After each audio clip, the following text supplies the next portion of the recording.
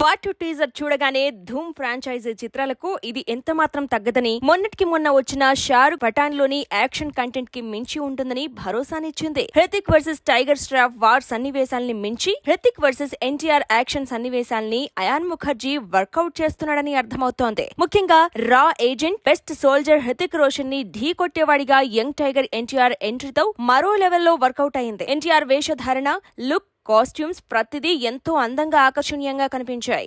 తారక్ తన లుక్ కోసం extra effort ఎందుకు పెడుతున్నాడో ఇప్పుడు వార్ 2 టీజర్ తో క్లారిటీ వచ్చేసింది. భారీ యాక్షన్ ఎంటర్టైనర్లు నువ్వా నేనా అంటూ పోటీ పడుతూ హృతిక్ ఎన్టీఆర్ సృష్టించిన బీభత్సం నిజంగా రక్తి కట్టిస్తోంది.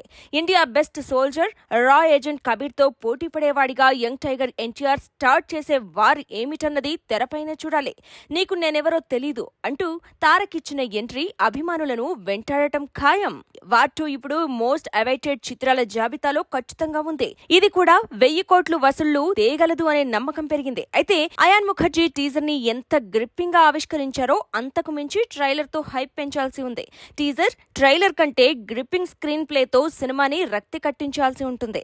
హృతిక్ ని క్రిష్ ఫ్రాంచైజీ ధూమ్ 2 లో చూసిన ప్రేక్షకులు అంతకు మించి చూడాలనుకుంటారు. యంగ్ టైగర్ ఎన్టీఆర్ ని RRR కొమురం భీం ని మించిన ఫోర్స్ తో చూడాలని ఫ్యాన్స్ అనుకుంటున్నారు. దానికి తగ్గట్టే సినిమా ఆద్యాంతం రక్తి కట్టించేలా రూపొందించాడని అనుకుంటున్నారు.